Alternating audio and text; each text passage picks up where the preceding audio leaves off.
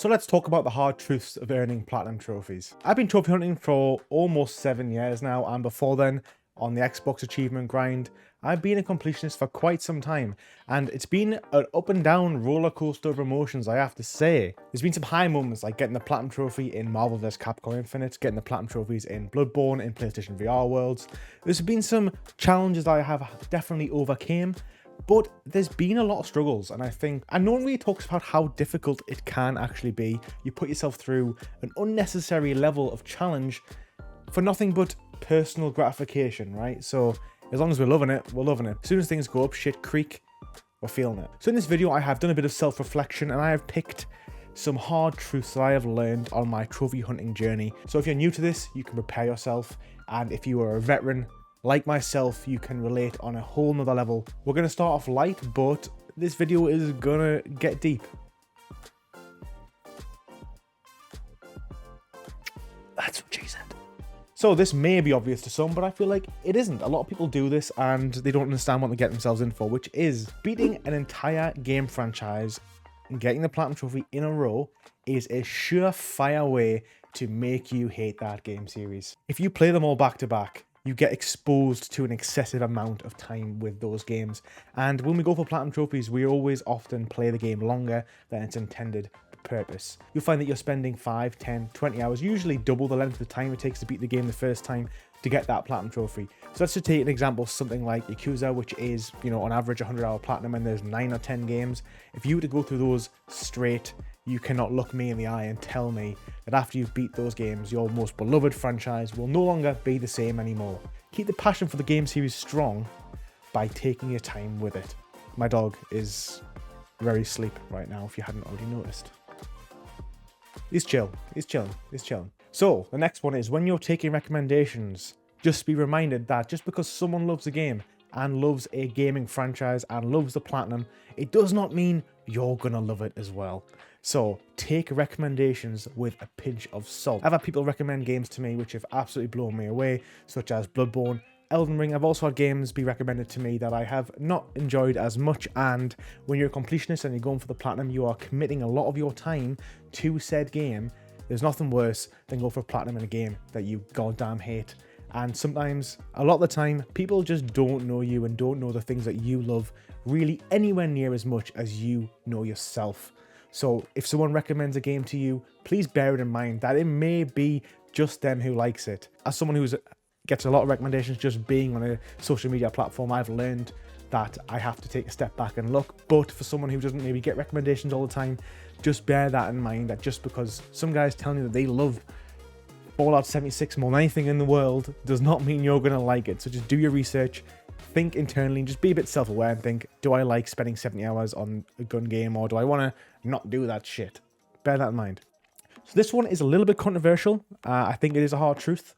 It is better to sacrifice going in blind on a playthrough than sacrifice your time. This is a more specific one to games that require multiple playthroughs. Some games require 3, 4, 5, 6 playthroughs. A lot of people will tell you, if you look at a trophy list and you know how to get certain trophies in your first playthrough, that you're ruining the game for yourself. You want to experience that game, you know, firsthand, just the gaming experience that they're presenting to you.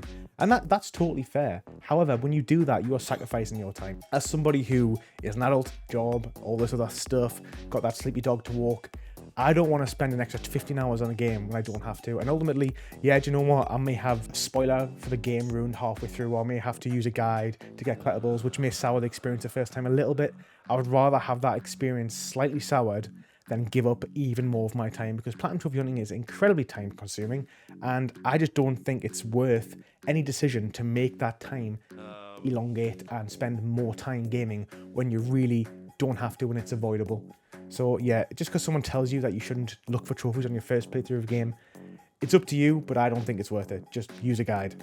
And the next truth, everybody will encounter this one, okay? You are going to face this at some point.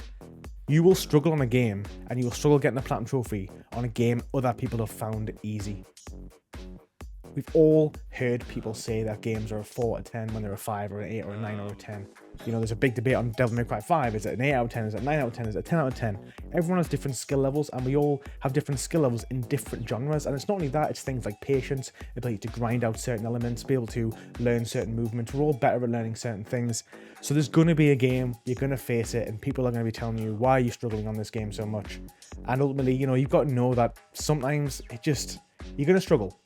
And other people are not going to understand that struggle, but that's totally okay, because you can do it. All right, the next one is trophy hunting can either improve or destroy your gaming experience. Now, if you've earned a few platinum trophies, you know that when you finish a game, sometimes or more often than not, your experience and your opinion of that game is not as good as when you just finished that game. I recently platinumed Assassin's Creed 2, and although I still remember it fondly and had a good time, spending 6 to 7 hours doing the feathers at the end definitely soured my experience of it on that game. So I think it's important going in knowing that trophy hunting probably is going to make you think less of a game. On the other side of that, it can also enhance gaming by pushing you to do things you never would have. I think playing a lot of games on harder difficulties, when they're done correctly, can really open your eyes to what you can achieve and to how games can be played so differently. And that, to me, always comes to The Last of Us on grounded mode.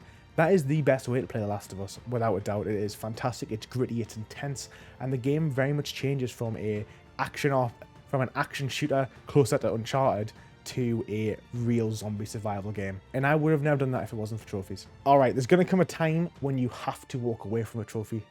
There's going to come a time when a platinum trophy is not worth your time or not worth the pain and stress it's causing you. And if you haven't faced it yet, you will definitely face it. So it's worth knowing that this is going to happen, and it's absolutely fine to walk away from a game. I recently said on a video, the bigger man walks away, which I do agree with. There comes a point when it's just not worth your time anymore. And I say that when this comes from someone who really almost gave up Marvel vs. Capcom Infinite, which to me is one of the hardest platinum trophies I've ever done. And I look back and I am so proud of myself for sticking with it and getting it done. However, I was close. And when I did Crash Bandicoot, the DLC, I'd spent 20 hours getting the platinum, and then when I had to do the Stormy Ascent, I didn't have it in me to learn another level. Didn't have it in me for another 2 to 3 hours of frustrating grind, so I walked away. And honestly, you will be happier if you understand your limits and you decide that when you've had enough, you get the fuck out of there and you just delete that game from your PlayStation, because there's nothing worse than fearing gaming. We're talking about hobbies here, right? That's what we're talking about.